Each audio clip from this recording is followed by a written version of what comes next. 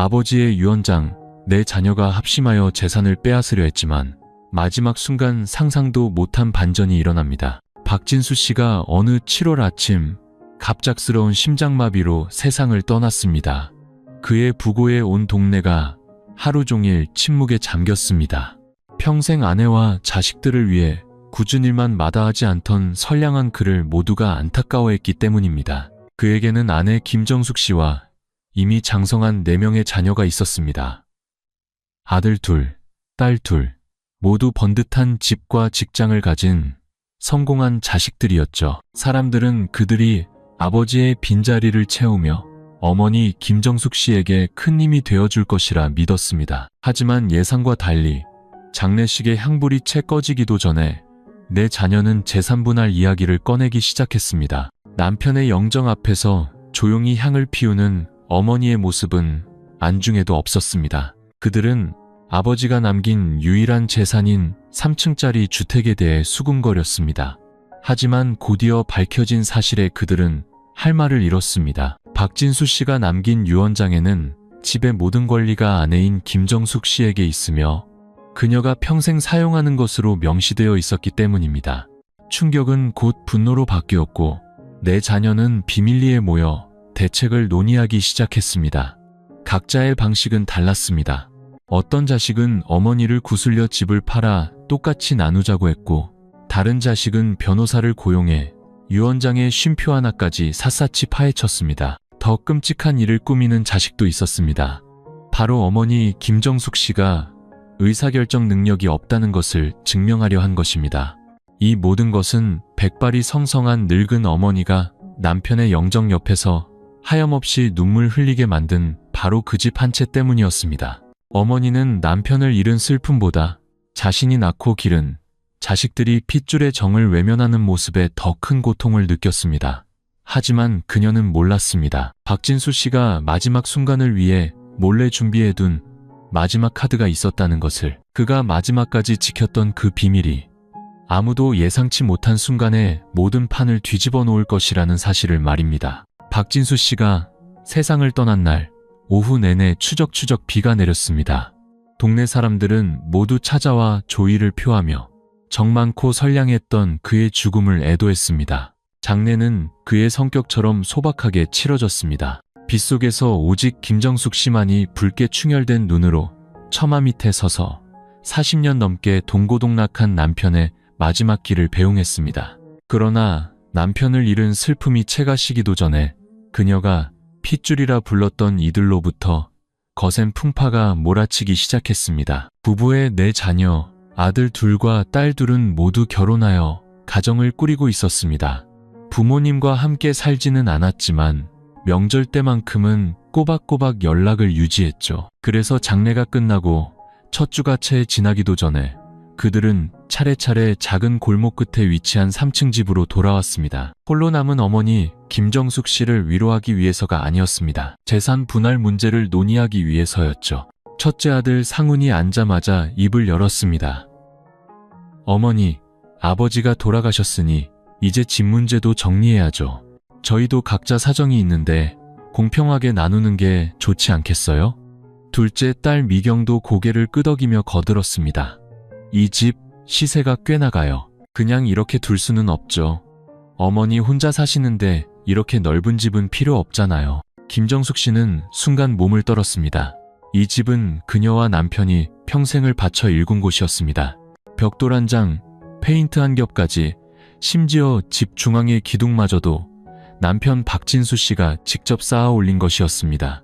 이제 남편이 세상을 떠난 지 일주일도 채 되지 않았는데 4자녀는 벌써 땅을 측량하고 나누어 가질 궁리를 하고 있었습니다. 그녀는 천천히 일어나 서랍에서 서류 봉투 하나를 꺼냈습니다. 그 안에는 붉은 인형이 찍힌 유언장이 들어있었습니다. 박진수 씨가 세상을 떠나기 전 공증사무소에 소중히 맡겨둔 것이었죠. 그녀의 목소리는 차분했습니다. 너희 아버지가 가시기 전에 유언을 남기셨다. 이 집은 내가 살아있는 동안 온전히 내 것이라고. 나누지도, 명의를 이전하지도, 다투지도 말라고 하셨어.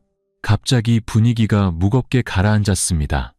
상우는 유언장을 째려보며 중얼거렸습니다. 아버지가 왜 그런 말씀은 한 번도 안 하셨지? 이건 너무 불공평하잖아요.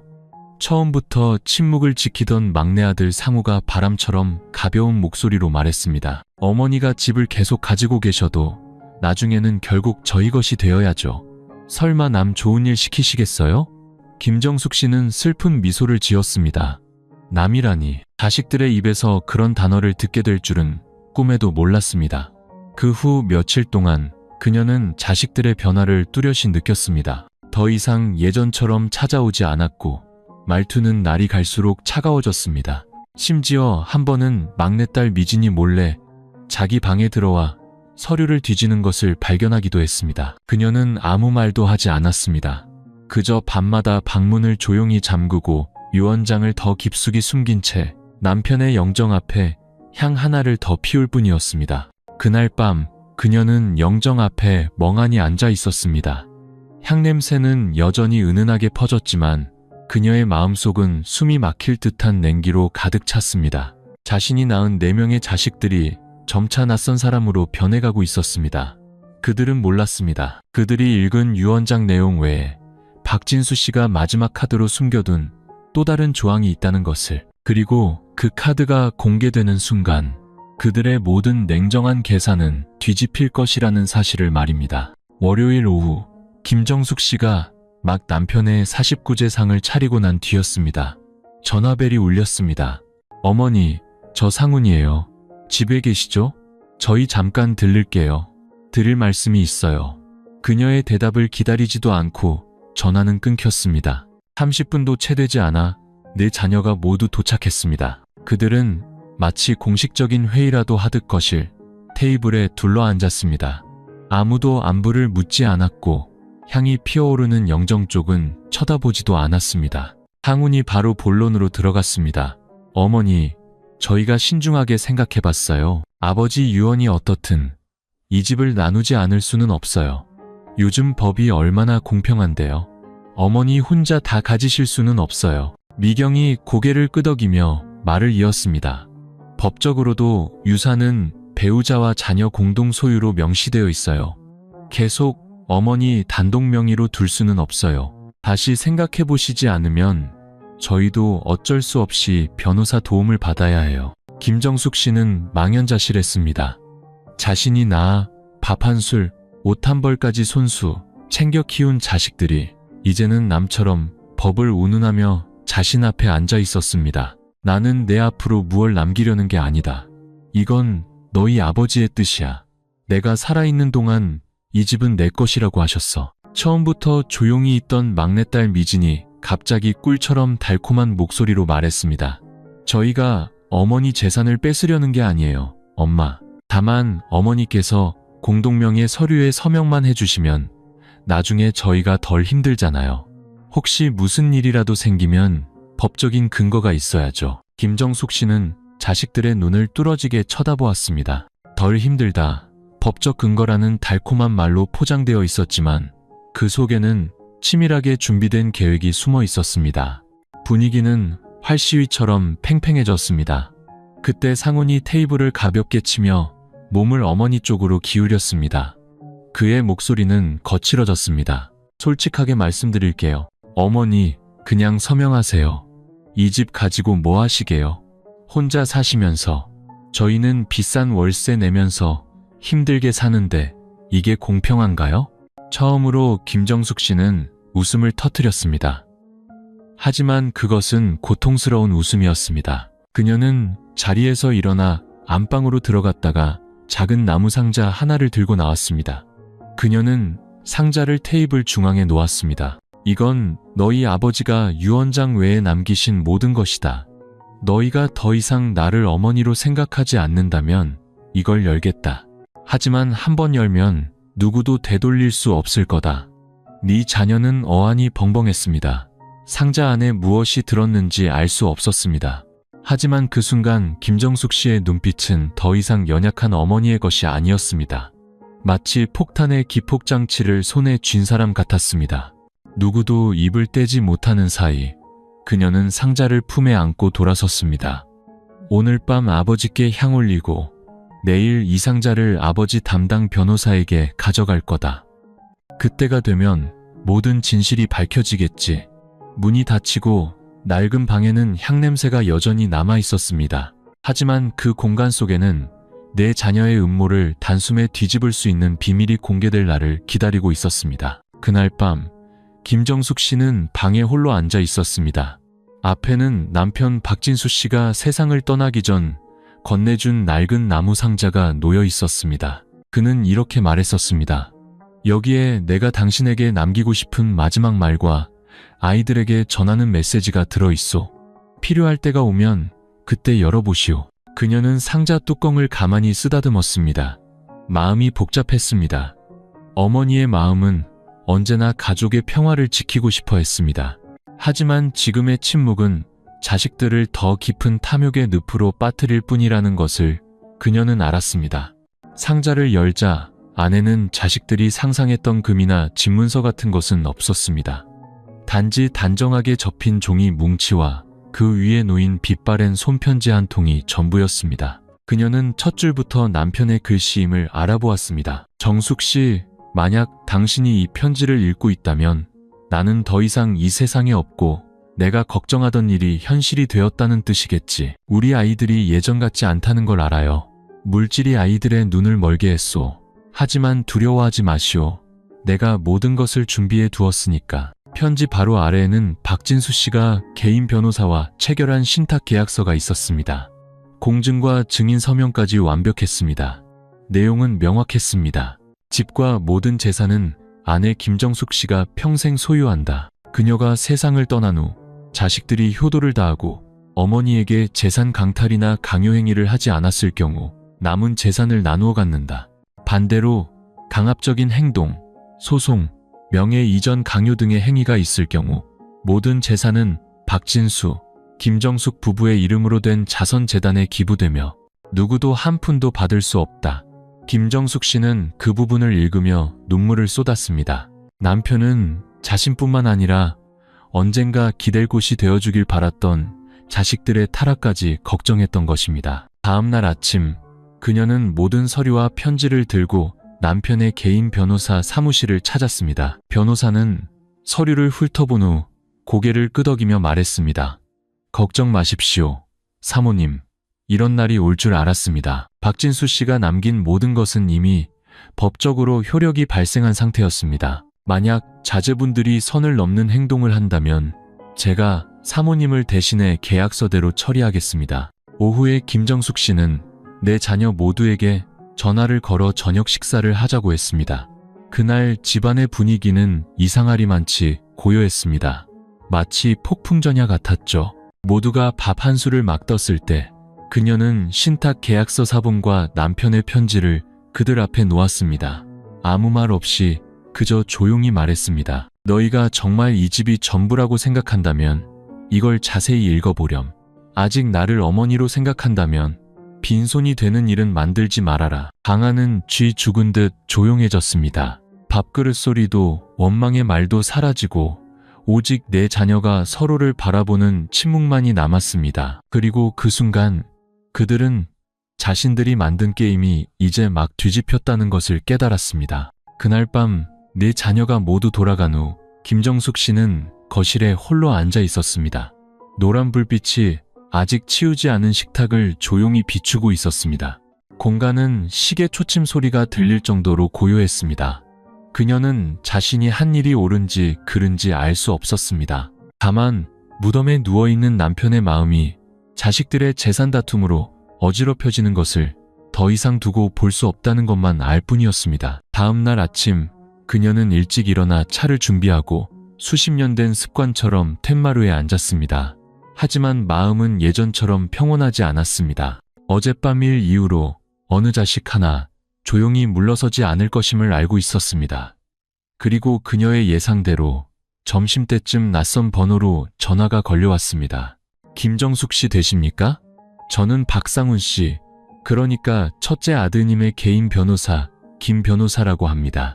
유 원장의 법적 효력을 재확인하는 문제로 한번 뵙고 싶습니다. 목소리는 부드럽고 전문적이었지만 한 글자 한 글자가 비수처럼 그녀의 마음에 밝혔습니다. 결국 그들은 포기하지 않은 것입니다. 그날 오후 둘째 딸 미경이 찾아왔습니다. 평소에 세련된 옷차림이 아닌 수수하고 긴장된 표정이었습니다. 집에 들어서자마자 그녀는 고개를 숙였습니다. 엄마, 죄송해요. 어젯밤 제가 말이 심했어요. 하지만 엄마도 이해해 주셔야 해요. 저희도 다 걱정돼서 그런 거예요. 엄마 혼자 계시니까 저희가 마음이 안 놓여서요. 김정숙 씨는 딸의 눈을 똑바로 쳐다보았습니다. 그 순간 그녀는 이 눈빛이 더 이상 엄마에게 매달리던 어린 딸의 눈빛이 아님을 깨달았습니다. 그것은 세상 물정에 밝고 계산적이며 지친 한 여인의 눈빛이었습니다. 정말 엄마를 걱정했다면 변호사 내세워서 엄마를 협박하지는 않았겠지. 그녀는 느리지만 단호하게 말했습니다. 미경은 할 말을 잃었지만 이내 부드러운 목소리를 유지하며 말했습니다. 협박하려는 게 아니에요. 하지만 엄마도 이렇게 큰 집을 계속 혼자 가지고 계실 수는 없잖아요. 사람은 영원히 살 수 없어요, 엄마. 나도 안다. 그녀는 딸의 말을 끊었습니다. 하지만 너희 아버지도 영원히 살지 못했어. 그리고 그이가 마지막으로 남긴 것은 이 집뿐만이 아니라 너희 각자의 양심을 온전히 지키라는 것이었어. 미경은 조용히 고개를 끄덕였지만 돌아설 때 그녀의 눈에는 아주 다른 차가운 빛이 스쳤습니다. 그날 밤 김정숙 씨는 이웃에게서 문자를 받았습니다. 아주머니, 아침부터 어떤 사람들이 와서 아주머니 댁 사진을 찍고 있어요. 몰래 멀리서 카메라로 찍는 게 아무래도 수상해요. 조심하세요. 그녀는 텅 빈 집 안에 홀로 앉아 곧 닥쳐올 폭풍을 직감했습니다. 그녀는 더 이상 두렵지 않았습니다. 그녀의 손에는 모든 증거와 남편이 자신을 홀로 두지 않고 지켜보고 있다는 믿음이 있었기 때문입니다. 하지만 그녀는 다음 일이 자식들이 아닌 5번째 인물로부터 시작될 줄은 몰랐습니다. 이 이야기에 한 번도 등장하지 않았지만 모든 강탈 계획을 완전히 무너뜨릴 핵심 인물 말입니다. 8월 중순의 어느 아침 김정숙 씨가 마당에 난초에 물을 주고 있을 때였습니다. 초인종 소리가 울렸습니다. 철문 틈으로 보니 정장을 깔끔하게 차려입고 검은 서류 가방을 든 낯선 중년 남성이 서 있었습니다. 안녕하십니까, 어르신. 김정숙 씨 맞으십니까? 네, 제가 김정숙입니다만 누구시죠? 남자는 가볍게 고개를 숙이며 명함 한 장을 내밀었습니다. 저는 법무법인 안민의 최 변호사라고 합니다. 3년 전 남편분이신 박진수 선생님께서 개인적인 서류 몇 가지를 저에게 맡기셨습니다. 이제 공개해야 할 때가 되어 찾아왔습니다. 잠시 시간 괜찮으시겠습니까? 김정숙 씨는 그 자리에 얼어붙었습니다. 남편이 비밀리에 법률 대리인을 두었다고 어렴풋이 언급한 적은 있었지만 자세히는 말해주지 않았습니다. 그녀는 의심과 불안 속에서 최 변호사를 집 안으로 안내했습니다. 최 변호사는 가방을 열어 조심스럽게 봉인된 서류철 하나와 USB를 꺼냈습니다. 그의 목소리는 차분했지만 한마디 한마디가 북소리처럼 울렸습니다. 이것은 원본 유언장에 첨부된 비밀 부록입니다. 박진수 선생님께서 별도로 작성하여 저희에게 보관을 맡기셨으며 법적 효력을 가집니다. 내용은 자제분들이 집을 두고 분쟁을 일으키기 전까지는 공개하지 않도록 되어 있었습니다. 3년 전부터라고요? 김정숙 씨의 목소리가 떨렸습니다. 네, 박진수 선생님께서는 모든 상황을 미리 예감하셨습니다. 그는 이기심 때문에 재산이 강탈당하는 것을 원치 않으셨고 무엇보다 아내분께서 상처받는 것을 막고 싶어 하셨습니다. 말을 마친 최 변호사는 가져온 노트북에 USB를 꽂았습니다. 화면에 영상 하나가 나타났습니다. 조명이 약간 어두웠지만 병세가 악화되기 전에 건강한 박진수 씨의 얼굴이 선명하게 보였습니다. 그의 목소리가 평소처럼 차분하게 울려 퍼졌습니다. 나는 이 주소에 위치한 집의 소유주 박진수입니다. 나는 모든 갈등을 예방하기 위해 이 선언을 남깁니다. 만약 내 아내 김정숙 씨가 자식들로부터 강요, 분쟁, 소송을 당할 경우 나는 모든 재산이 이 비밀 부록 조항에 따라 처리되기를 요구합니다. 책임자는 내가 선택한 독립 변호사인 최 변호사입니다. 또한 한 가지 사실을 공개하고자 합니다. 나에게는 1990년생 현재 강릉에 거주하는 이준호라는 혼외자가 있습니다. 나는 DNA 검사를 마쳤으며 모든 법적 증거를 가지고 있습니다. 만약 현재의 자식들이 어머니에 대한 효도를 지키지 못한다면 최종 상속분은 준호에게 넘어갈 것입니다. 김정숙 씨는 그 자리에 얼어붙었습니다. 등 뒤로 차가운 바람이 스쳐 지나가는 듯했습니다. 영상 속 남편의 얼굴은 여전히 평온했지만 그가 남긴 내용은 그녀의 가정에 떨어진 폭탄과도 같았습니다. 혼외자, 비밀 부록, 공증된 영상 기록까지 모든 조각들이 맞춰지며 네 자녀가 꾸미고 있는 계획과는 전혀 다른 그림이 완성되고 있었습니다. 최 변호사는 조용히 노트북을 닫고 서류 사본을 김정숙 씨에게 건넸습니다. 이제부터 자제분들이 어떠한 압박이나 소송을 제기할 경우 저는 법적 절차에 따라 이 모든 정보를 공개할 것입니다.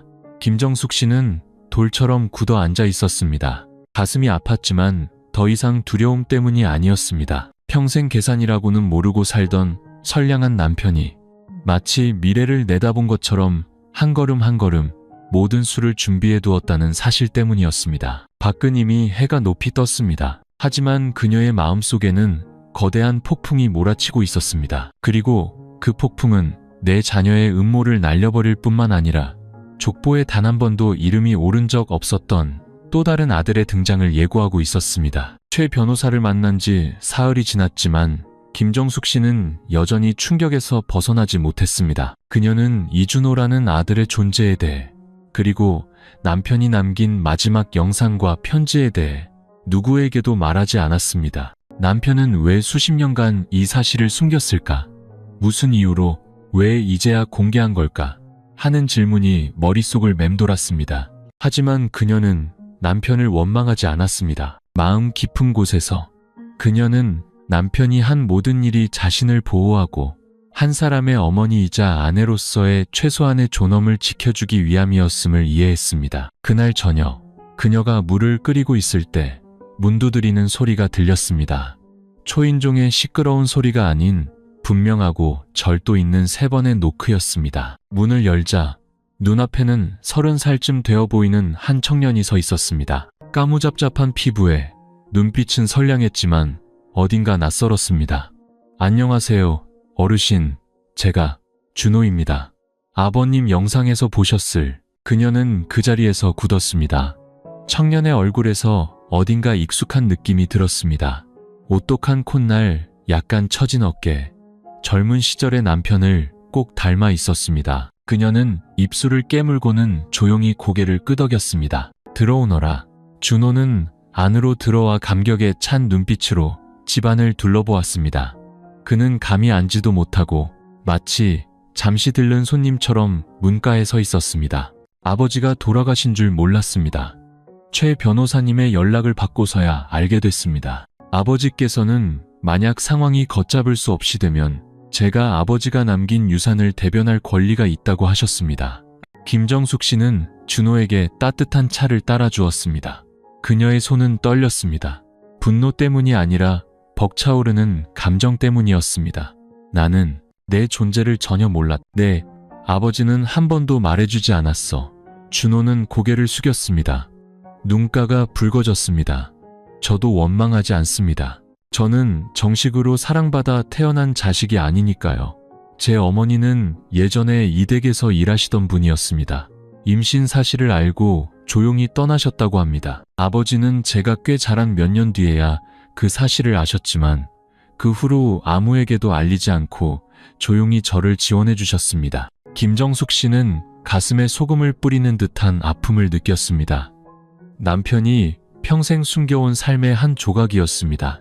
하지만 그녀를 가장 마음 아프게 한 것은 남편의 지난 과오가 아니라 그가 양쪽 모두의 명예를 지키기 위해 누구도 상처받지 않게, 어떤 아이도 소외되지 않게 노력했다는 사실이었습니다. 준호는 서류 봉투를 꺼내 그녀에게 건넸습니다. 여기 모든 서류가 있습니다. DNA 검사 결과서, 아버지의 위임장, 그리고 유언 신탁의 부록 조항까지요. 저는 아무것도 다툴 생각이 없습니다. 다만 형님과 누님들이 계속 어머니를 압박한다면 법적으로 제가 나설 수밖에 없습니다. 김정숙 씨는 조용히 봉투를 받았습니다. 그녀는 눈앞에 청년이 탐욕스러운 사람이 아님을 알았습니다. 저 눈빛, 저 목소리에는 모두 남편의 모습이 담겨 있었습니다. 인내심 있고 과묵하지만 결코 약하지 않은 모습이었습니다. 다음 날 그녀는 네 자녀를 집으로 불렀습니다. 몇 주 만에 처음으로 4명 모두가 빠짐없이 모였습니다.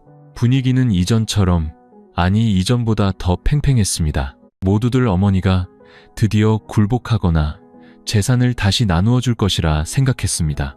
하지만 거실로 들어선 순간 그들은 얼어붙었습니다. 준호가 그곳에 앉아 있었습니다. 그는 일어나 공손하게 고개를 숙였습니다. 안녕하십니까? 저는 이준호라고 합니다. 형님, 누님들의 이복동생입니다. 아무도 말을 잇지 못했습니다. 막내딸 미진의 손에서 숟가락이 떨어지는 소리가 팽팽한 침묵을 깨뜨렸습니다. 김정숙 씨가 입을 열었습니다. 목소리는 낮았지만 단호했습니다. 너희가 아직 나를 어머니로 생각한다면 이제 그만하거라. 이제부터 나는 더 이상 혼자가 아니다. 집안은 깊은 침묵에 잠겼습니다. 하지만 그 침묵은 마지막 대결을 예고하는 신호탄이었습니다. 그곳에서 핏줄로 이어진 가족들은 선택해야 했습니다. 돌아서거나 아니면 제 손으로 가족을 파멸의 끝으로 밀어넣거나. 방 안의 공기는 마치 폭풍이 휩쓸고 간 것처럼 무거웠습니다.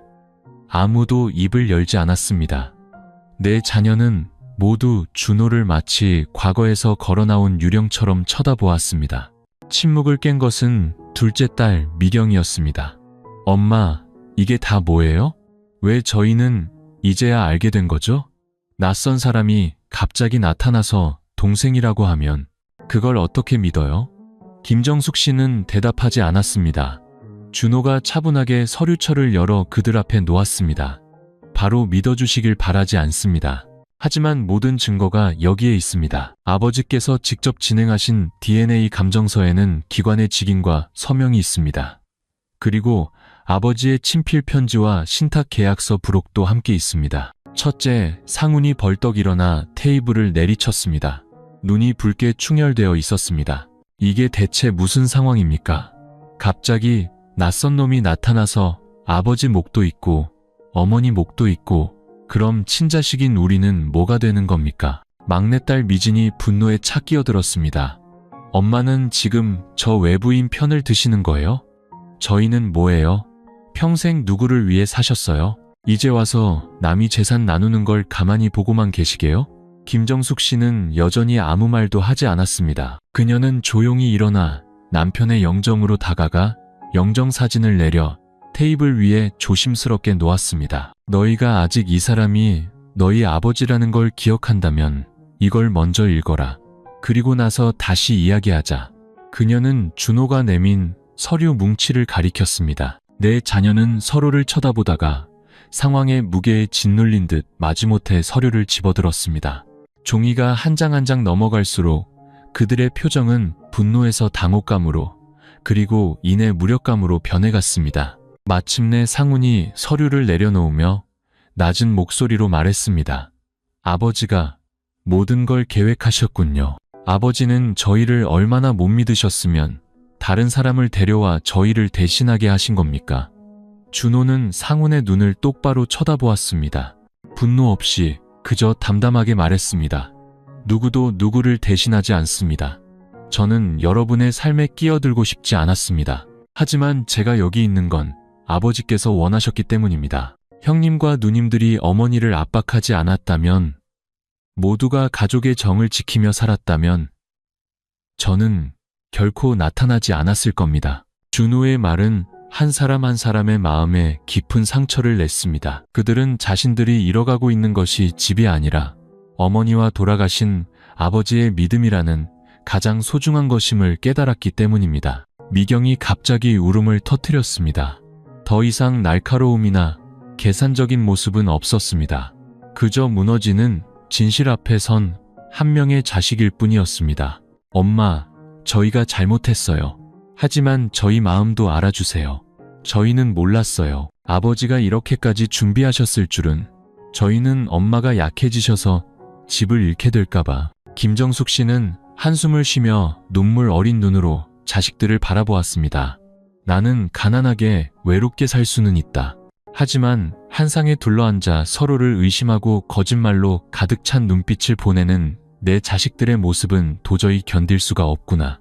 아무도 더 이상 말을 잇지 않았습니다. 준호가 조용히 일어나 고개를 숙였습니다. 저는 이만 강릉으로 돌아가겠습니다. 저는 무엇을 가지러 온 것이 아닙니다. 아버지와의 마지막 약속을 지키러 왔을 뿐입니다. 어머니께 무슨 일이 생기면 제가 나서서 어머니를 지킬 겁니다. 하지만 모든 일이 괜찮아진다면 저는 외부인으로 남겠습니다. 준호의 말에 집안은 깊은 침묵에 잠겼습니다. 증오의 침묵이 아니라 맹목적인 탐욕에서 깨어나는 사람들의 침묵이었습니다. 그날 오후 철문이 닫혔습니다. 준호의 모습이 담장 너머로 사라지고 뒤에는 거대한 폭풍을 겪은 한 가족이 남았습니다. 하지만 과연 폭풍은 정말 끝난 것일까요? 탐욕은 쉽게 사라지지 않고 내 자녀 중 모두가 진심으로 패배를 인정한 것은 아니었기 때문입니다. 그 만남 이후 김정숙 씨는 모든 것이 끝났다고 생각했습니다. 더 이상 다툼도 문을 두드리며 무언가를 요구하는 사람도 없었습니다. 며칠 동안 집은 이상할 정도로 평온했고 마치 아무 일도 없었던 것 같았습니다. 하지만 그녀는 그 침묵이 진정한 평화가 아님을 알고 있었습니다. 그리고 그녀의 예감은 맞았습니다. 일주일 후 그녀는 구청 법원으로부터 소환장을 받았습니다. 내용은 김정숙 씨와 공동 상속인 박상훈 씨 간의 유산 분쟁 조정이었습니다. 손이 떨려왔습니다. 다 읽지 않아도 첫째 아들 상훈이 자신을 상대로 공식적으로 소송을 제기했다는 것을 알 수 있었습니다. 그날 밤 그녀는 자식들에게 전화를 걸었습니다. 책망하기 위해서가 아니라 사실을 확인하기 위해서였습니다. 하지만 미경, 상우, 미진 세 사람 모두 놀란 반응을 보였습니다. 엄마, 무슨 말씀이세요? 저희는 오빠가 소송 건 거 몰라요. 진짜로 그렇게 했다고요? 저희한테는 아무 말도 없었어요. 그녀는 전화를 끊었습니다. 마음속에 형용할 수 없는 감정이 차올랐습니다. 실망스러웠지만 아프지는 않았습니다. 어쩌면 그녀는 이미 냉담함에 믿었던 사람에게 뒤통수를 맞는 일에 익숙해졌는지도 모릅니다. 법정에 가는 날, 그녀는 혼자였습니다. 낡은 검은색 치마 저고리를 단정하게 차려입었습니다. 그녀는 싸워서 무언가를 쟁취하기 위해서가 아니라 세상을 떠난 남편의 마지막 부탁을 지키기 위해 법정에 섰습니다. 법정 안에서 상우는 개인 변호사와 함께 있었습니다. 그의 눈빛은 더 이상 회피하지 않았고 계산으로 가득 차 있었습니다. 그의 목소리는 또렷하게 울려 퍼졌습니다. 저는 어머니께서 그 집에 거주하실 권리를 반대하지 않습니다. 하지만 유언장 작성 과정에 심리적 압박이 있었을 가능성을 의심하고 있습니다. 당시 아버지는 건강이 좋지 않아 판단력이 흐리셨고 이준호라는 인물은 호적에도 없는 사람으로 혼란을 야기하는 요소입니다. 김정숙 씨의 변호사는 모든 원본 서류를 가지고 있던 최 변호사였습니다. 그는 옅은 미소를 지으며 하나씩 증거를 제시했습니다. 유언장 작성 당시의 건강검진 기록, 박진수 씨가 명확하게 의사를 밝히는 영상, 그리고 가장 중요한 강압행위 발생 시에 처리 조항이 명시된 공증된 비밀 부록까지. 그렇다면 DNA 재감정을 요구합니다. 상훈이 갑자기 목소리를 높였습니다. 저는 이준호라는 사람이 아버지의 친자식이라는 것을 믿을 수 없습니다. 이것은 조작일 수 있습니다. 법정은 술렁였습니다. 김정숙 씨는 굳었지만 최 변호사는 놀라지 않았습니다. 그는 마지막 서류철을 꺼냈습니다. 이것은 독립적인 법의학 기관에서 실시한 두 번째 DNA 감정 결과입니다. 분쟁 발생 시를 대비해달라는 박진수 선생님의 요청에 따라 검사 샘플은 지난 3년간 은행 안전금고에 보관되어 왔습니다. 결과는 99.98% 일치합니다. 법정 안의 공기는 굳어버렸습니다. 상훈의 얼굴은 굳었지만 그의 눈빛은 흔들리고 있었습니다. 판사가 물었습니다. 원고 측은 이를 반박할 다른 증거가 있습니까? 상훈은 침묵했습니다. 법정은 무거운 침묵에 잠겼습니다. 그때 김정숙 씨가 처음으로 입을 열었습니다. 그녀의 목소리는 듣는 이의 마음에 한 방울씩 떨어지는 물처럼 낮고 느렸습니다. 아들아, 내가 평생 몰랐던 과거까지도 모두 용서할 수 있다면 너는 고작집 한 채 때문에 우리 모자의 정을 버릴 수 있겠니? 그 질문은 대답을 기다리지 않았습니다. 원고 측이 소송 취하 의사를 밝히면서 재판은 휴정되었습니다. 하지만 그녀는 이것이 끝이 아님을 알았습니다. 자존심에 상처를 입은 첫째 아들은 아직 진심으로 멈출 생각이 없었기 때문입니다. 그리고 그는 법이 아닌 사람의 마음을 겨냥한 마지막 반격을 준비하고 있었습니다. 휴정 이후 김정숙 씨는 모든 것이 멈췄다고 생각했습니다. 상우는 더 이상 전화도 방문도 하지 않았습니다. 소송 사실을 알게 된 나머지 세 자녀는 어머니에게 돌아와 사과의 말을 전했습니다. 준호는 약속대로 더 이상 개입하지 않고 조용히 강릉으로 돌아가 어머니가 필요하시면 언제든 연락주세요. 그렇지 않으면 저는 모든 것에서 물러나 있겠습니다. 라는 짧은 문자만 남겼습니다. 하지만 고요한 날들이 계속되면서 불길한 예감이 들기 시작했습니다. 어느 날 김정숙 씨가 시장에 갔을 때 단골 채소 가게 주인이 조용히 속삭였습니다. 아주머니, 혹시 댁에 무슨 분쟁이라도 있어요? 어떤 사람이 동영상을 찍어서 동네 커뮤니티에 올렸는데 늙은 어머니가 자식을 집에서 쫓아냈다고 하던데요. 김정숙 씨는 그 자리에서 얼어붙었습니다. 집에 돌아와 휴대폰을 열자 얼마 지나지 않아 그 게시물을 찾을 수 있었습니다. 과거의 영상들을 짜깁기한 3분짜리 동영상이었습니다. 상훈이 분노한 표정으로 집을 나서는 장면, 막내딸 미진이 우는 소리, 불분명하게 처리된 대화 내용, 영상 아래에는 수백 개의 댓글이 달려 있었습니다. 불효자식도 많지만 친어머니가 자식을 쫓아내다니 충격이다. 분명 누군가 뒤에서 할머니를 조종하는 거다. 돈과 집이 생기니 돌아서는구나. 지하에 계신 남편이 불쌍하다. 그녀의 이름이 직접 언급되지는 않았지만 동네 사람이라면 누구 이야기인지 다 알 수 있었습니다. 다음 날 아침 그녀가 쓰레기를 버리러 나갔을 때 이웃들의 시선이 예전 같지 않았습니다.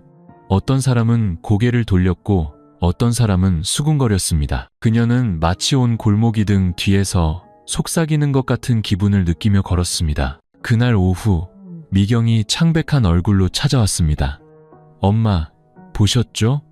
오빠가 한 짓이에요. 사람을 고용해서 영상을 만들고 페이스북 그룹에 올렸어요. 여론을 자기 쪽으로 돌리겠다고 했대요. 김정숙 씨는 의자에 조용히 앉아 있었습니다. 체면을 잃을까 두려워서가 아니었습니다. 법정에서 패배한 명예를 조금이라도 되찾기 위해 친어머니를 비방하는 방법을 택한 아들의 모습에 가슴이 아팠기 때문입니다. 오빠는 엄마가 화해 쪽으로 방향을 틀지 않으면 준호 씨에 대한 서류까지 전부 공개하겠다고 협박했어요. 한번 명예를 잃는 게 재산을 전부 잃는 것보다 낫다고요. 그제야 김정숙 씨는 상훈이 더 이상 법을 노리지 않는다는 것을 깨달았습니다. 그는 더 위험한 무기를 선택한 것입니다. 사회적 여론, 명예, 신뢰, 때로는 판결문보다 더 무서운 것들이었습니다. 그날 밤 그녀는 잠들지 못했습니다. 남편과 40년을 살며 모든 지출을 기록했던 낡은 가계부를 꺼내 한 줄 한 줄 글을 써 내려갔습니다. 첫 장에 그녀는 이렇게 썼습니다. 너희가 내가 너희 대신 재산을 택했다고 생각한다면 나는 모든 것을 돌려주겠다. 하지만 집으로 돌려주는 것이 아니라 진실로 돌려주겠다. 다음 날 아침 그녀는 최 변호사를 찾아갔습니다. 변호사님, 작은 기자회견, 아니 주민 간담회를 하나 열고 싶습니다. 동네 주민대표 몇 분과 가능하다면 지역 신문 기자도 불러주세요. 최 변호사는 조금 놀랐습니다. 공개적으로 입장을 밝히시겠다는 말씀이십니까? 그녀는 고개를 끄덕였습니다. 눈빛은 더 이상 흔들리지 않았습니다. 변명하기 위해서가 아니라 끝내기 위해서입니다. 나는 내 아들이 불쌍한 사람으로 남는 것을 원치 않지만 한 어머니가 세상의 눈에 배신자로 비치는 것은 더더욱 용납할 수 없습니다. 간담회는 3일 뒤로 정해졌습니다.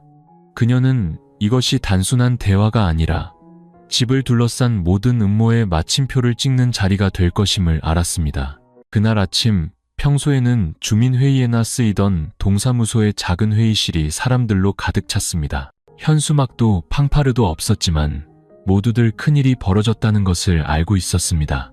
친자식에게 고소당한 늙은 어머니, 다섯으로 쪼개질 위기에 처한 집, 갑자기 나타난 혼외자.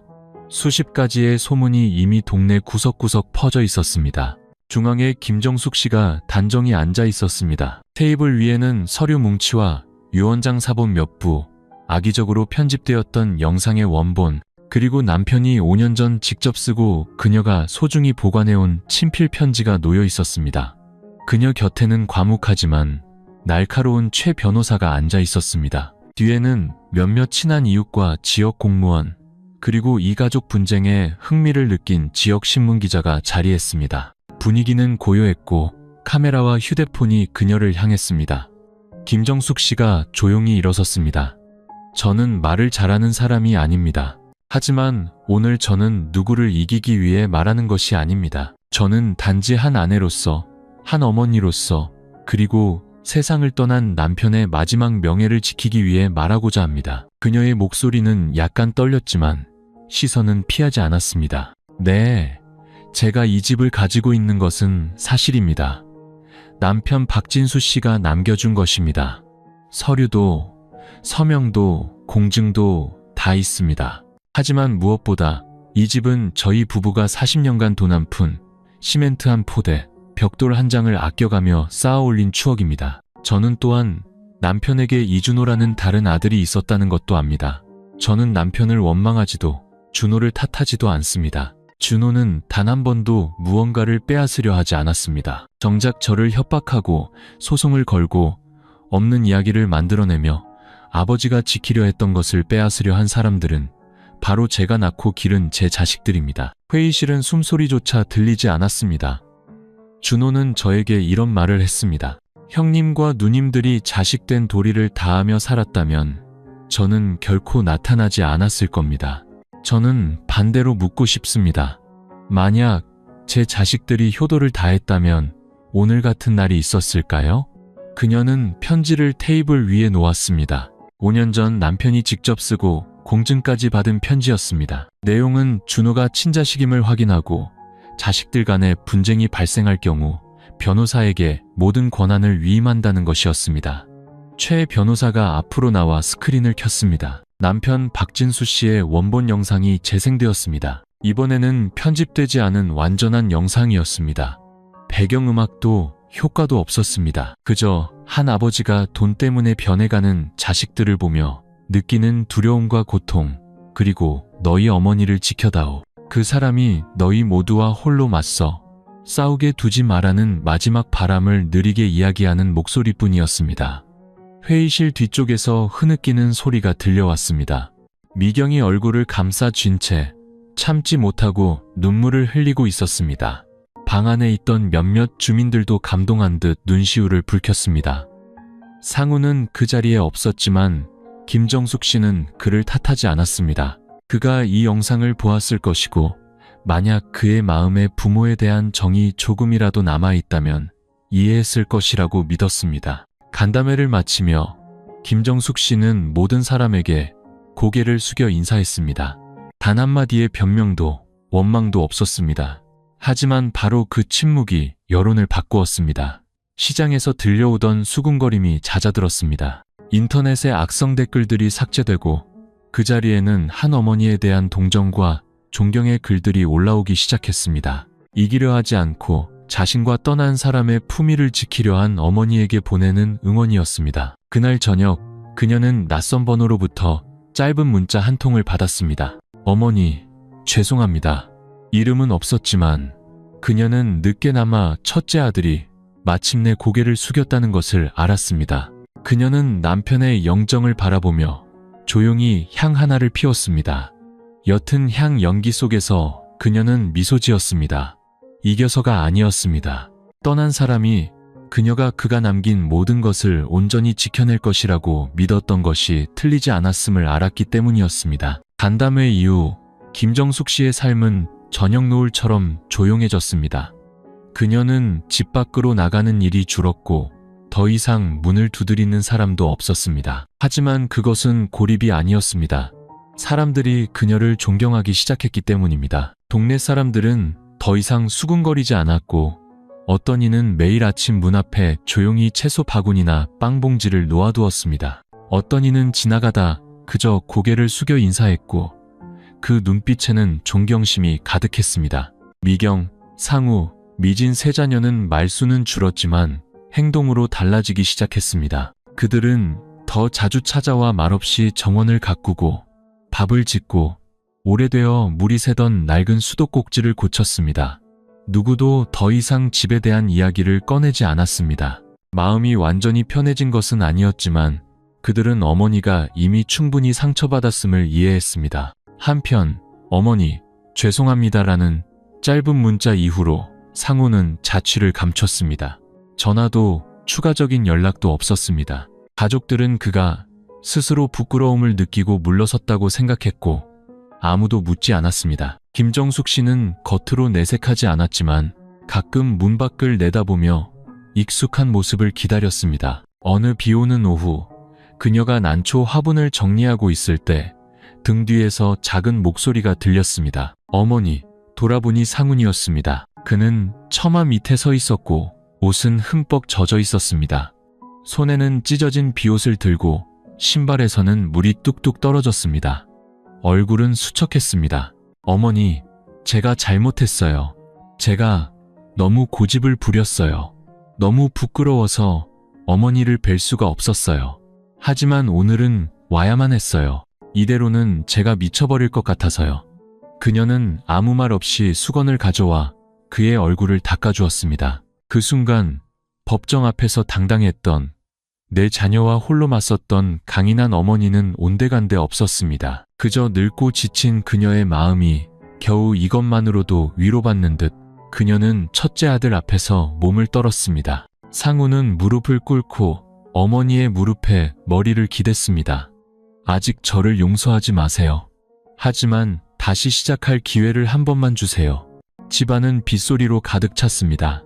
하지만 이번에는 남편의 장례식 날처럼 무겁고 슬픈 비가 아니었습니다. 모든 계산을 씻어내고 가족 사이에 쌓인 먼지를 털어내는 정화의 비였습니다. 그날 저녁 몇 달 만에 처음으로 5 식구가 밥상에 둘러앉았습니다. 더 이상 눈물도 원망도 없었습니다. 엄마가 담근 김치는 여전히 맛있네.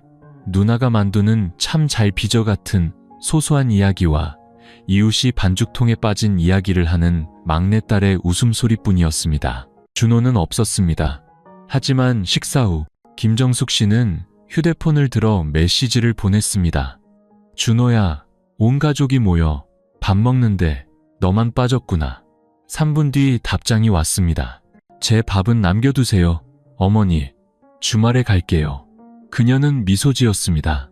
주름진 손으로 화면을 쓰다듬는 것이 마치 진짜 아들을 만지는 것 같았습니다. 하지만 모든 것이 제자리로 돌아왔다고 생각했을 때 또 다른 시련이 조용히 다가오고 있었습니다. 이번 시련은 사람의 마음이 아닌 운명에서 비롯되었습니다. 그리고 이번에 가장 먼저 맞서야 할 사람은 바로 준호였습니다. 아직 동이 트지 않은 새벽, 김정숙 씨는 어두운 방을 울리는 전화벨 소리에 잠에서 깼습니다. 이렇게 이른 시간에 잠이 깬 것은 오랜만이었습니다. 잠이 덜 깬 채 화면을 보니 낯선 번호였습니다. 잠시 망설이다 전화를 받았습니다. 여보세요. 수화기 너머에서는 젊은 여성의 다급한 목소리가 들려왔습니다. 저, 김정숙 어르신 맞으신가요? 저는 강릉병원 간호사입니다. 아드님 이준호 씨가 어젯밤 교통사고로 응급실에 실려왔습니다. 상태가 심각해서요. 바로 와주실 수 있으신가요? 김정숙 씨는 그 자리에서 굳었습니다. 손에서 힘이 빠져 휴대폰이 바닥에 떨어졌습니다. 1초 뒤 그녀는 떨리는 손으로 휴대폰을 다시 주워 물었습니다. 괜찮은 거니? 의식은 있고 병원에 도착했을 때 혼수 상태였습니다. 지금은 위기는 넘겼지만 부상이 심각합니다. 급히 수술 동의서에 서명해 주실 보호자가 필요합니다. 누구에게 알릴 겨를도 없이 김정숙 씨는 가방을 챙겨 낡은 외투를 걸치고 가장 빠른 차를 타고 강릉으로 향했습니다. 거의 300km에 달하는 길을 가는 동안 그녀는 주머니 속 손수건만 꽉 쥐고 있었습니다. 남편이 쓰던 낡은 손수건이었지만 항상 가지고 다녔습니다. 1분이 지날 때마다 준호가 떠올랐습니다. 선량한 눈빛, 형과 누나들에게 공손히 고개를 숙이던 모습. 저는 아무것도 원하지 않아요. 그저 어머니가 평안하시길 바랄 뿐입니다. 라고 말하던 차분한 목소리가 귓가에 맴돌았습니다. 병원에 도착했을 때 준호는 중환자실에 누워 있었습니다. 얼굴은 창백했고 이마에는 붕대가 감겨 있었으며 다리에는 깁스를 하고 산소 마스크를 통해 힘겹게 숨을 쉬고 있었습니다. 준호야, 엄마 목소리 들리니? 엄마 왔다. 대답은 없었습니다. 하지만 준호의 눈가가 미세하게 떨렸습니다. 눈물 한 방울이 뺨을 타고 흘러내렸습니다. 의사는 그녀를 복도로 데리고 나가 심각한 목소리로 말했습니다. 대퇴골 골절에 복부내 출혈이 심합니다. 응급수술은 잘 끝났지만 회복에 오랜 시간이 걸릴 겁니다. 게다가 신장 손상 징후도 보여서 지속적으로 관찰하지 않으면 만성 신부전으로 이어질 수 있습니다. 김정숙 씨는 더 묻지 않고 고개를 끄덕였습니다. 지금은 두려워할 때가 아님을 알았습니다. 낳았든 낳지 않았든 어머니는 어머니였습니다. 그녀는 상훈에게 전화를 걸었습니다. 아들아, 준호가 사고를 당했다. 지금 강릉병원인데 부탁하는 건 아니다. 하지만 너희가 준호를 한 가족이라고 생각한다면 이리로 와주렴. 수학이 너머는 조용했고 그녀는 더 기다리지 않고 전화를 끊었습니다. 하루, 이틀이 지나도 준호는 완전히 의식을 차리지 못했습니다. 그녀는 병상 곁을 지켰습니다. 산바람은 뼛속까지 시렸지만 그녀는 남편의 낡은 손수건을 준호의 가슴 위에 덮어주며 속삭였습니다. 힘내야 한다. 네가 포기하면 네 아버지가 나를 용서하지 않을 거야. 사흘째 되던 날 오후, 그녀가 병상 옆에서 잠시 졸고 있을 때였습니다. 다급한 발소리가 들려왔습니다. 눈을 뜨자 상훈이 보였습니다. 뒤에는 미경과 미진, 그리고 평소 과묵하던 상우까지 모두 와 있었습니다. 각자 손에는 작은 짐 가방과 우유, 몇 병, 외투가 들려 있었고 눈빛은 불안해 보였습니다. 아무도 말을 꺼내지 않았습니다. 상훈이 다가와 거칠어진 손을 어머니의 어깨에 가만히 얹었습니다. 어머니, 이제 쉬세요. 이번 밤은 저희가 곁을 지킬게요. 김정숙 씨는 울지 않았습니다. 하지만 붉어진 눈가에 새벽 이슬처럼 맑은 빛이 어렸습니다. 처음으로 아무런 설명도 변명도 필요 없었습니다. 자식들은 이제 누가 동생이라 불려야 하는지, 누가 낳지는 않았지만 핏줄처럼 소중한 사람인지 스스로 깨달은 것입니다. 준호는 아직 깨어나지 않았지만 그녀는 알았습니다. 그가 눈을 떴을 때 가장 먼저 보게 될 것은 완전한 가족의 품, 진짜 가족의 모습일 것이라는 것을. 준호는 안개가 자욱한 아침에 눈을 떴습니다. 창문 밖 희미한 햇살이 하얀 커튼을 뚫고 그의 창백한 얼굴 위로 어렴풋이 비쳤습니다. 그는 고통의 얼굴을 찡그리며 눈을 떴다가 지친 눈꺼풀을 깜빡였습니다. 현실인지 꿈인지 분간하려는 듯 했습니다. 그의 눈에 가장 먼저 들어온 것은 병원 천장이나 링거가 아니었습니다. 침대 옆에서 불편한 자세로 잠든 채 여전히 자신의 손을 꼭 잡고 있는 한 여인의 모습이었습니다. 어머니, 그의 목소리는 갈라져 있었습니다. 김정숙 씨가 깜짝 놀라 잠에서 깼습니다. 그녀의 얼굴은 마치 기적을 본 사람처럼 환해졌습니다. 준호야, 정신이 드니? 엄마 여기 있다. 여기 있어. 준호는 입꼬리를 올려 웃으려 했지만 얼굴 근육이 찢어질 듯 아팠습니다. 김정숙 씨는 서둘러 간호사를 호출하는 벨을 누르고 마치 아이가 열이 날 때 어루만져주던 것처럼 그의 머리카락을 쓸어주었습니다. 잠시 후 의사가 들어와 상태를 확인했습니다. 준호가 깨어났다는 소식은 복도에 금세 퍼졌습니다. 그리고 곧이어 자식들이 하나둘씩 들어왔습니다. 상훈, 미경, 상우, 미진. 모두가 마치 사과보다 더 중요한 무언가를 기다리는 듯 조용히 서 있었습니다. 준호는 그들을 훑어보았습니다. 눈빛에 당혹감이 스쳤습니다. 그는 평생 미움받을 것이라 각오하고 있었습니다. 하지만 지금 그의 눈앞에는 차갑고 적대적인 시선이 아닌 잘못을 뉘우치고 용서를 기다리는 사람들의 침묵이 있었습니다. 상훈이 먼저 다가왔습니다. 그는 테이블 위에 따뜻한 물컵을 준호의 손에 쥐어주며 바람처럼 작은 목소리로 말했습니다. 네가 깨어났다는 말 듣고 정말 기뻤다. 일단 푹 쉬어. 모든 건 우리가 잘못했다. 준호는 아무 말 없이 그를 보며 작게 고개를 끄덕였습니다. 그 끄덕임 하나가 이전의 모든 원망을 대신했습니다. 미진이 다가와 가방에서 갈색 스웨터를 꺼냈습니다. 오빤 추위를 많이 타잖아.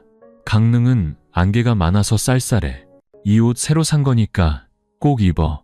미경은 한참을 조용히 서 있다가 침대 뒤로 돌아가 준호의 이불을 조심스럽게 덮어주었습니다. 누구도 미안하다는 말을 하지 않았지만 모든 행동과 눈빛이 가장 진심 어린 사과였습니다. 준호는 방 안을 둘러보았습니다. 병실의 분위기는 이제 요양하는 곳이라기보다 가족 모임 같았습니다. 어머니가 있고 형과 누나들이 있고 따뜻한 차와 낡은 의자가 있고 그리고 그가 수십 년간 한 번도 느껴보지 못했던 안정감이 있었습니다. 김정숙 씨가 앉아 준호의 손을 잡고 속삭이듯 말했습니다. 아무 걱정하지 마라. 우리 식구 많잖아. 한 사람씩만 도와도 금방이다. 너는 건강해지기만 하면 돼. 나는 집도 등기부등본도 서류에 적힌 이름도 다 필요 없어. 나는 그저 네가 살아있으면 된다. 그 말에 준호의 눈가가 시큰해졌습니다. 30년이 넘는 세월이 지나서야 그는 비로소 온전한 아들이라는 말을 들을 수 있었습니다. 아무도 그를 더 이상 외부인으로 보지 않는 한 가정의 품 안에서 말입니다. 의사가 들어와 김정숙 씨에게 서류 몇 장을 건네며 2차 수술 동의서에 가족 대표가 서명해야 한다고 말했습니다. 그녀가 입을 떼기도 전에 상훈이 앞으로 나섰습니다. 제가 하겠습니다. 이제 모든 것은 우리 집의 일이었습니다. 더 이상 다툼도 의심의 눈초리도 없었습니다. 부서진 조각들로부터 겨우 다시 맞춰진 가족의 정만이 남아 있었습니다. 김정숙 씨는 창밖으로 고개를 돌렸습니다. 강릉의 하늘은 막 비가 그쳐 있었습니다. 길 건너편 지붕 위로 햇살이 마치 비단 손수건처럼 펼쳐져 내리고 있었습니다. 그녀는 마음속으로 속삭였습니다. 여보, 우리 아이들이 드디어 서로 손을 잡을 줄 알게 됐어요. 2주 넘게 입원한 후 준호의 건강은 점차 회복되었습니다. 그는 이제 앉아서 웃고 죽을 먹고 심지어 밥을 너무 많이 떠먹이는 미진에게 농담을 건넬 정도가 되었습니다. 김정숙 씨와 자식들은 교대로 간병을 했습니다. 미경은 식사를 책임졌고 상우는 보험 서류를 처리했으며 상우는 병원비 문제를 해결했습니다. 한때 분쟁으로 얽혀있던 가족이 이제는 익숙한 톱니바퀴처럼 순조롭게 돌아갔습니다. 준호는 때로는 어리둥절했고 때로는 감동했습니다. 그는 믿을 수가 없었습니다. 불과 몇 달 전만 해도 이곳은 전쟁터였지만 이제는 그가 평생 갈망했던 진정한 보금자리가 되어 있었습니다. 의사가 준호가 퇴원하여 집에서 요양할 수 있다고 알렸을 때 김정숙 씨는 그를 예전 집으로 데려가기로 결정했습니다. 한때 분쟁의 중심이었던 그 집이 이제는 잃어버렸던 아들을 맞이하는 곳이 된 것입니다. 준호가 휠체어를 타고 대문을 들어서는 날, 미지는 문 앞에 서서 손으로 쓴 팻말을 높이 들었습니다. 둘째 오빠, 집에 온 걸 환영해. 온 가족이 웃음을 터뜨렸습니다. 준호는 목소리가 아직 약했지만 가장 크게 웃었습니다. 익숙한 집은 그대로였습니다. 빛바랜 노란 벽, 마당 구석의 석류나무, 그리고 거실 중앙에 걸린 괴종시계는 여전히 예전처럼 똑딱거리며 시간을 알리고 있었습니다. 그날 저녁 단란한 식사 후 김정숙 씨가 불쑥 말을 꺼냈습니다. 내가 생각해봤는데 너희 아버지 방을 좀 정리해야겠다. 돌아가신 지 꽤 됐지만 내가 감히 손을 못 댔거든. 근데 이제 우리 식구도 늘었으니 조금 고쳐야겠지. 모두가 조용했습니다. 남편의 방은 신성한 기억의 공간이었고 김정숙 씨 외에는 누구도 감히 들어가지 못했기 때문입니다. 다음 날 아침, 그녀는 낡은 열쇠를 꺼내 거의 1년 동안 닫혀있던 문을 떨리는 손으로 열었습니다. 방은 그대로였습니다. 소박한 침대, 자단목으로 만든 낡은 옷장, 창가에 놓인 작은 책상, 모든 것이 먼지에 덮여 있었지만 썩지는 않았습니다. 창틈으로 들어온 빛이 책상 위에 놓인 익숙한 나무 상자를 비추었습니다. 하지만 그것은 남편이 이전에 남겼던 상자가 아니었습니다. 어머나, 이 상자는 또 뭐지? 김정숙 씨가 나지막이 말했습니다. 상자를 열자 안에는 단정하게 접힌 손편지와 짙은 갈색의 작은 가죽 수첩이 들어 있었습니다. 표지는 세월의 흔적으로 누렇게 변해 있었습니다. 정숙 씨, 언젠가 당신이 이 편지를 읽는다면 나는 없고 모든 일이 끝난 뒤겠지. 그 상자는 풍파를 대비해 당신에게 주었지만 이 상자는 오직 당신만을 위한 것이오. 편지는 남편이 이전에 썼던 것들보다 길었습니다. 그 안에는 그녀가 한 번도 들어보지 못했던 많은 이야기가 담겨 있었습니다. 준호에 대해 더 일찍 말하지 못한 후에 준호를 공개적으로 아들로 인정하려 했지만 그녀가 상처받을까 두려워했던 이야기, 그리고 그녀가 예상치 못한 어려움에 처할 때를 대비해 따로 모아둔 돈 이야기까지. 아래에 놓인 수첩은 은행 통장이었습니다. 큰 금액은 아니었지만 김정숙 씨는 남편의 손이 다른 세상에서도 여전히 자신을 붙잡아주고 있는 것처럼 느꼈습니다. 여보, 당신은 너무 멀리까지 생각했군요. 왜 나는 이제야 알았을까요? 김정숙 씨는 편지 끝에 눈물을 떨어뜨리며 속삭였습니다. 상훈, 미경, 상우, 미진, 그리고 준호까지 모두 문가에 서 있었습니다. 아무도 안으로 들어오지 않았지만 모두가 다른 눈빛으로 어머니를 바라보았습니다. 그들은 저 조용한 여인의 등 뒤에 그녀가 홀로 묵묵히 견뎌온 거대한 폭풍이 있었다는 것을 깨달았습니다.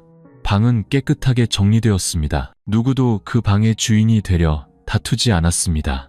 김정숙 씨는 그 방을 서재로 만들기로 했습니다. 모두가 함께 앉아 낡은 책장을 넘기며 아버지를 추억하고 그가 남긴 마지막 교훈을 되새기는 공간으로 말입니다. 그리고 그날 저녁 식사 자리에서 준호가 갑자기 말했습니다. 어머니, 제게 소원이 하나 있습니다. 만약 괜찮으시다면 서류상 이름을 바꾸고 싶습니다. 아버지처럼 박시성을 갖고 싶습니다. 모두가 조용해졌습니다. 이내 김정숙 씨가 미소 지으며 고개를 끄덕였습니다. 내 아버지가 아주 기뻐할 거다. 나도 그렇고. 박진수 씨가 세상을 떠난 지 꼭 1년이 되던 날, 첫 제삿날, 골목 끝 3층 집은 예전과는 다른 활기로 가득 찼습니다. 더 이상 계산적인 속삭임도 의심의 눈초리도 닫힌 문 뒤에 비밀 통화도 없었습니다.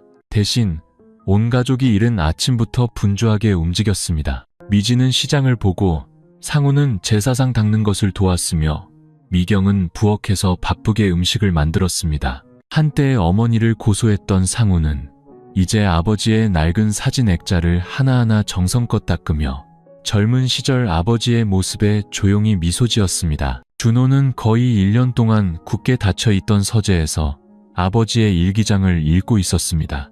글자 하나, 메모 한 줄이 모두 조용한 당부처럼 느껴졌습니다. 창문으로 들어오는 햇살 속에서 준호의 눈빛에는 더 이상 의심이 아닌 감사함이 가득했습니다. 뭘 그렇게 혼자 보면서 웃고 있어? 상훈이 들어와 준호의 어깨를 가볍게 치며 물었습니다. 아버지 일기요. 녀석들이 싸우지 않고 한 끼 밥만 같이 먹어준다면 나도 마음이 편할 텐데 라고 쓰신 부분이 있어요. 준호가 감격에 찬 목소리로 답했습니다. 상훈은 잠시 침묵하더니 천천히 말했습니다. 그럼 오늘 아버지께 제대로 된 밥 한 끼 차려드리자.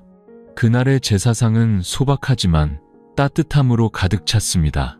외부 음식을 주문하지도 형식에 얽매이지도 않았습니다. 온 가족이 함께 각자 한 가지씩 음식을 만들었습니다. 아버지가 좋아하시던 돼지고기 장조림, 어머니가 끓이신 김치찌개, 그리고 아버지가 늘 만들던 방식 그대로 짜고 맵지만 깊은 맛이 나는 양념장까지. 제사상 위 영정 속 박진수 씨는 아내와 자식들로 가득 찬 밥상을 내려다보며 미소 짓는 듯 했습니다. 향 연기가 은은하게 피어오르고 작은 스피커에서 흘러나오는 독경 소리가 조용히 울려 퍼졌습니다. 김정숙 씨는 집 중앙에 서서 떨리는 손으로 향을 피우며 눈시울을 붉혔습니다. 여보, 제가 우리 집을 지켜냈어요. 저를 위해서가 아니라 아이들이 당신이 남긴 정과 도리를 지키게 하려고요. 상훈이 다가와 어머니의 어깨에 손을 얹었습니다. 어머니, 죄송합니다.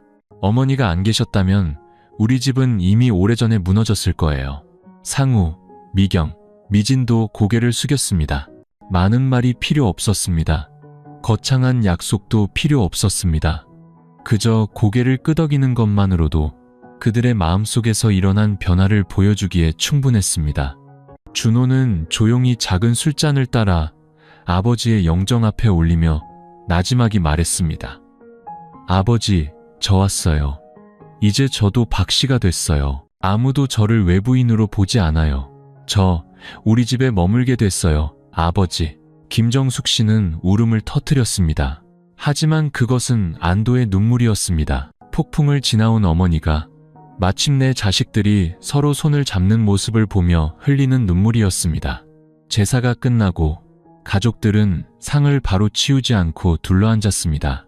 옛날 이야기를 나누고 박진수 씨가 몰래 오토바이를 샀다가 시동거는 법을 몰라 들켰던 일화를 떠올리며 웃음꽃을 피웠습니다. 웃음소리가 이어지고 숟가락과 젓가락이 부딪히는 소리가 기억 속에서 부드러운 음악처럼 울려 퍼졌습니다. 누구도 더 이상 재산이나 상속, 법에 대해 이야기하지 않았습니다. 그들은 오직 아버지와 어머니, 그리고 우리 집에 대해서만 이야기했습니다. 그리고 그 순간 김정숙 씨는 알았습니다. 어떤 판결도, 어떤 변호사도 필요 없다는 것을. 이 모든 이야기의 최종 판결은 바로 오늘 차려진 이 밥상이라는 것을. 모든 식구가 모인 밥상, 정으로 가득 찬 하나의 집. 박진수 씨의 첫 제사 이후 3층 집의 삶은 느리고 평온한 리듬을 되찾았습니다. 자식들은 적어도 일주일에 한 번씩은 집에 들렀습니다. 더 이상 의무나 계산 때문이 아니었습니다. 그들 스스로가 그리움을 느끼기 시작했기 때문입니다. 준호는 요양을 위해 2층에 아예 머물렀습니다. 미지는 그의 방을 따뜻한 베이지색으로 칠해주고 풍경화 몇 점을 걸어주자고 제안했습니다. 상우는 주말마다 아버지가 좋아하시던 맛있는 젓갈이나 과일을 사들고 찾아왔습니다. 그리고 김정숙 씨는 여전히 화초를 가꾸고 밥을 짓고 향을 피웠습니다. 하지만 그녀의 몸은 예전 같지 않았습니다. 아침에 일어날 때 조금 어지러웠고 찻주전자를 든 손이 가끔 미세하게 떨렸습니다. 안경을 바꾼 지 얼마 되지 않았는데도 신문을 읽을 때 눈이 침침했습니다. 그녀는 아무에게도 말하지 않았습니다. 걱정을 끼치고 싶지 않았기 때문입니다. 하지만 마음속으로 마지막 준비가 필요하다는 것을 알았습니다. 유언이 아닌 당부의 말이었습니다. 어느 이른 아침 모두가 잠들어 있을 때 그녀는 낡은 수첩을 조용히 꺼냈습니다. 남편이 가족의 대소사를 기록하던 수첩이었고 그가 떠난 후 그녀가 이어서 쓰고 있었습니다. 첫 장에는 자식들의 생일과 예방접종 기록, 한 푼 두 푼 아꼈던 지출 내역이 적혀 있었습니다. 중간 장에는 남편이 입원했다가 다시 건강해지고 아프고 화내던 날들이 기록되어 있었습니다.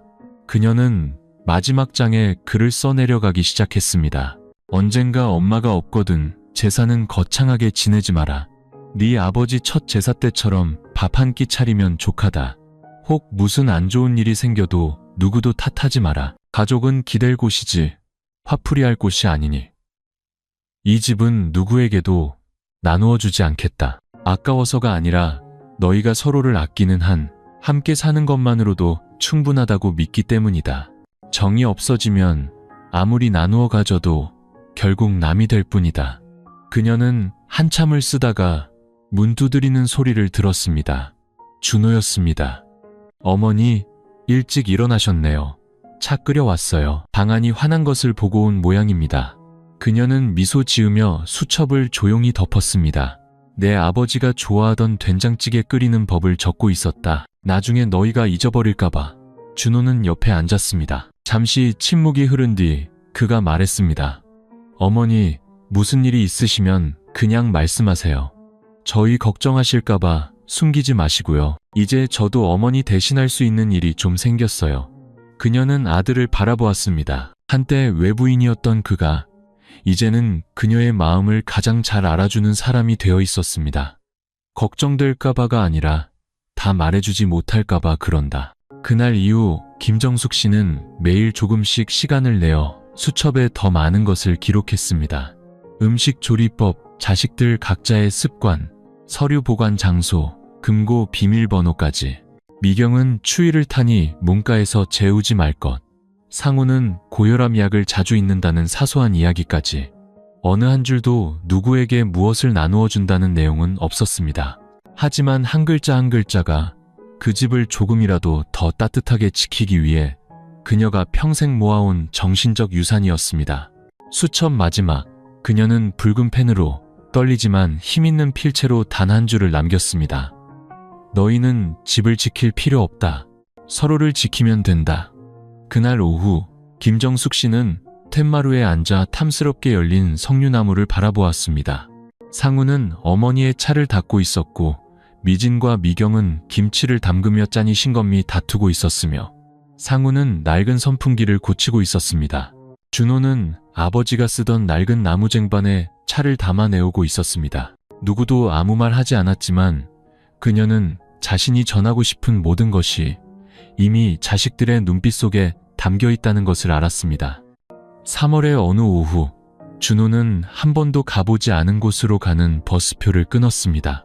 그의 외가이자 어머니 김정숙 씨의 고향이었습니다. 그녀가 젊은 시절 박진수 씨를 따라 서울로 올라오며 떠나온 땅이었습니다. 준호는 어머니에게서 고향 이야기는 많이 듣지 못했습니다. 그저 바닷가 근처 하얀 모래와 거센 바람, 그리고 붉은 흙먼지 날리는 구불구불한 시골길이 있다는 것만 알 뿐이었습니다. 그는 단 하나의 목적을 가지고 떠났습니다. 어머니가 자신에게 베풀어준 모든 것에 대한 감사의 선물로 그녀가 깊이 묻어둔 기억을 찾아드리는 것이었습니다. 도시에서 그 시골 마을까지는 반나절이 꼬박 걸렸습니다. 도착한 준호는 사람들에게 물어 마침내 어머니가 어릴 적 살았던 낡은 집에 도착했습니다. 그곳은 지붕이 내려앉고 벽이 기운 폐가였습니다. 하지만 집 왼편에 아주 오래된 나무 한 그루가 여전히 서 있었습니다. 나무 밑동에는 붉은 천이 묶여 있었습니다. 옛사람들이 땅의 기운을 지키기 위해 하던 방식이었습니다. 준호가 한참을 서 있는데 이웃 할머니 한 분이 다가와 말을 걸었습니다. 그가 김정숙 씨의 이름을 말하자 할머니는 눈물을 터뜨렸습니다. 세상에, 정숙이? 김서방 댁 딸 말이여? 어릴 때 참 곱고 착했지. 마당도 잘 쓸고 물도 잘 깃고 바느질도 잘하고 온 동네 사람들이 다 예뻐했어. 서울로 시집간 뒤로는 한 번도 안 왔는데 준호는 목이 메었습니다.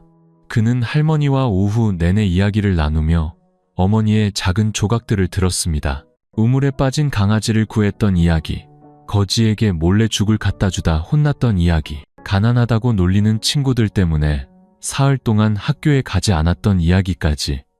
떠나기 전 할머니는 준호의 손에 붉은 실로 수놓인 손수건 하나를 쥐어주었습니다.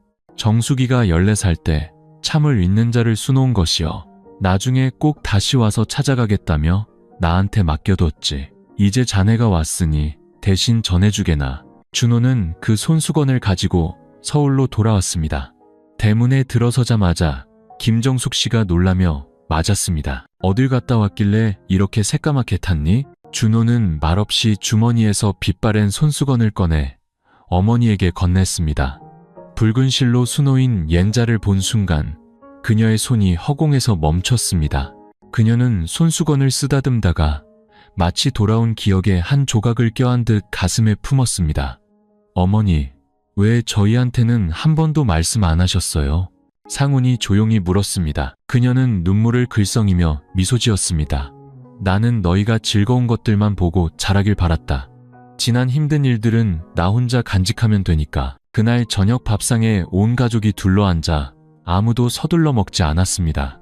모두들 김정숙 씨가 들려주는 젊은 시절 이야기에 귀를 기울였습니다. 그녀의 어머니, 즉 5 자녀를 홀로 키우다 그녀가 16살 때 열병으로 돌아가신 외할머니 이야기였습니다. 그때는 내 손에 아무것도 없었고 나를 지켜줄 사람도 없었다. 하지만 나에게는 단 하나의 글자가 있었지. 바로 인, 렌, 자였다. 그 덕분에 내가 이 집을, 너희를, 그리고 나 자신을 지킬 수 있었던 게다. 준호는 조용히 앉아 있었습니다. 작은 손수건은 이제 그에 의해 액자에 담겨 남편의 영정엽 제사상 위에 정중히 놓였습니다. 다음날 아침, 김정숙 씨는 텐마루에 앉아 제사상의 손수건을 바라보았습니다. 그녀의 손에는 지난 몇 달간 써온 낡은 수첩이 들려 있었습니다. 이번에 그녀는 굵고 선명한 필체로 마지막 한 줄을 더했습니다. 내가 남기는 재산은 이 집에 있는 것이 아니다. 그것은 너희의 기억 속에 있다. 엄마와 아빠, 그리고 서로를 지키는 방법에 대한 기억 속에. 초여름, 햇살이 부드러워질 무렵, 김정숙 씨는 마당의 석류나무 아래에서 자식들과 차를 마시고 있었습니다. 올해 석류나무에는 유난히 열매가 많이 열렸습니다. 지나가던 동네 사람이 이 댁은 올해 풍년이네. 나무에 열매가 많으면 집안이 평안하다던데라며 감탄했습니다. 그 말에 김정숙 씨는 그저 미소 지을 뿐이었습니다. 하지만 자식들을 돌아보며 조용히 물었습니다. 우리 집이 이제 평안해졌구나. 그런데 엄마는 아직도 뭔가 하나 부족한 것 같아. 자식들은 의아해했습니다. 뭐가 부족해요, 어머니? 원하시는 거 저희가 다 해드릴게요. 그녀는 찻잔을 내려놓고 한 명 한 명을 바라보았습니다. 집이 평안한 건 좋지. 하지만 그 평안이 이 대문 안에만 머문다면 그건 온전한 게 아니야. 나는 우리 가족의 정이 밖으로 퍼져나가길 바란다. 옛날 내 아버지처럼 아무 이유 없이 낯선 사람을 돕던 것처럼 말이다. 준호가 말했습니다. 어머니, 무슨 생각을 하고 계세요? 그녀는 미소 지었습니다.